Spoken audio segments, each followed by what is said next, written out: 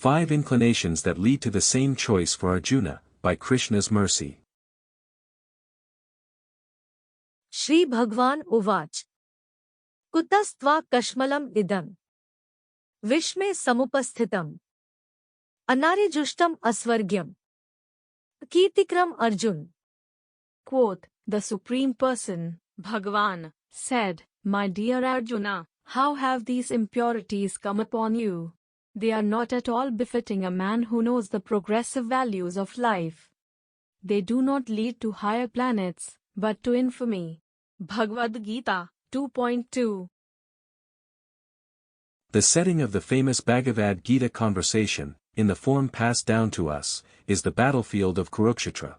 You have a leading warrior calling a time out of sorts, to talk things over with his coach, who happens to be steering the chariot. Arjuna wants to go the other way. There is hesitation. There is doubt. Perhaps it is better to decline participation. Sure, the timing isn't great. After suiting up, after arriving at the playing field, after giving every indication of preparedness, he is thinking of quitting. One way that conversation is beneficial is that it covers challenges from all angles of vision. It is not that Arjuna must submit through dogmatic insistence, pure pressure, or fear. Rather, every argument can be made. Every justification can be put forth. Sri Krishna will have the same answer, that moving forward is the way. 1. Atheism. This world is nothing.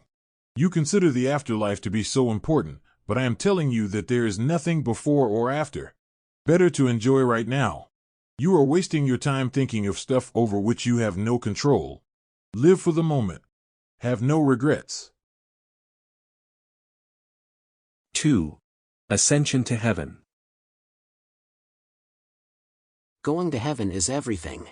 That is the entire basis upon which difficult decisions are made. Think only of the long-term interest, paramartha. That is the path followed by the wise. We have intelligence for a reason. Let us sacrifice now, for enjoying later on. 3. Well-being of the adversaries. The opponents may be suffering from ignorance. They know not what they do. Rather than ask some invisible man above the clouds to forgive them, I will take the first step. I will drop my weapons. Whether they appreciate my gesture or not, at least I will be comfortable knowing that I am doing the right thing. My conscience will be clear. 4. Avoiding tragedy. Do you know what happens in war? People die. Stuff breaks. Death. Destruction. Why would I want to be a party to that? Why would I want to be primarily responsible for a calamity of epic proportions?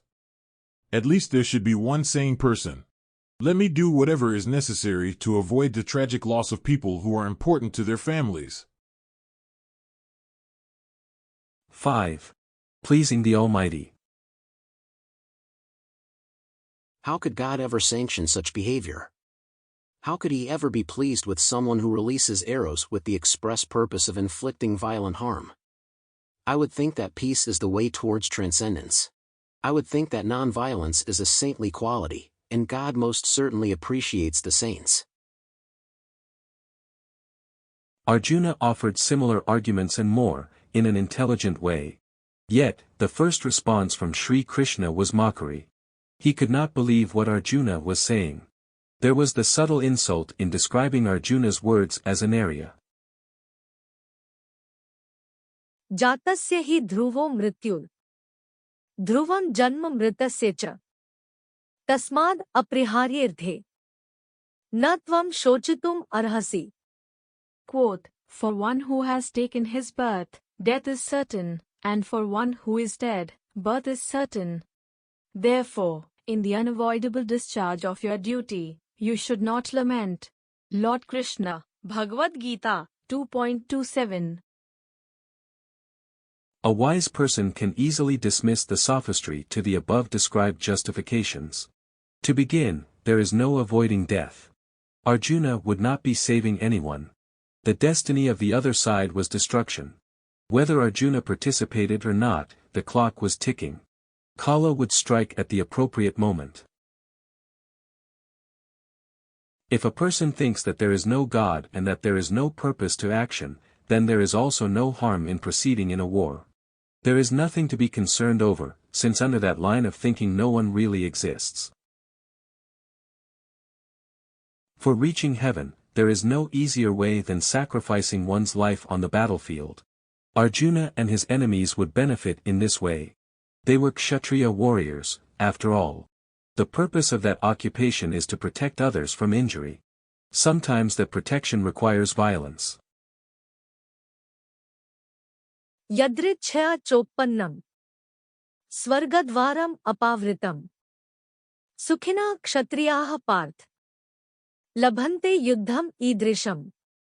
Quote, O Partha, happy are the Kshatriyas to whom such fighting opportunities come unsought, opening for them the doors of the heavenly planets. Lord Krishna, Bhagavad-gita, 2.32.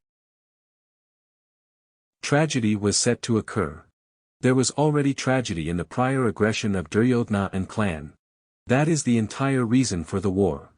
If there hadn't been a lack of concern for the welfare of the innocent, Arjuna and his brothers would have had no reason to suit up in a military conflict. Sarvadharman parityajya Mam ekam sharanam vraj Aham tva sarvapapebhyo Mokshayashyami ma shucha. Quote, abandon all varieties of religion and just surrender unto me. I shall deliver you from all sinful reaction. Do not fear. Lord Krishna, Bhagavad-gita, 18.66. Krishna made it vividly clear that the way to please the Supreme Lord is to follow dharma. Follow occupational duty. Do so with a feeling of renunciation, not being concerned with the outcome. There was the additional confirmation that Krishna is the Supreme Personality of Godhead. There was nothing to fear for Arjuna. Everything would be taken care of. In closing, with Arjuna's dilemma to face, with every argument to place, whether on atheism bent, or over heavenly ascent, to same conclusion to reach, that dharma in situation each. Follow Krishna and worry remove. Work with attachment to lose.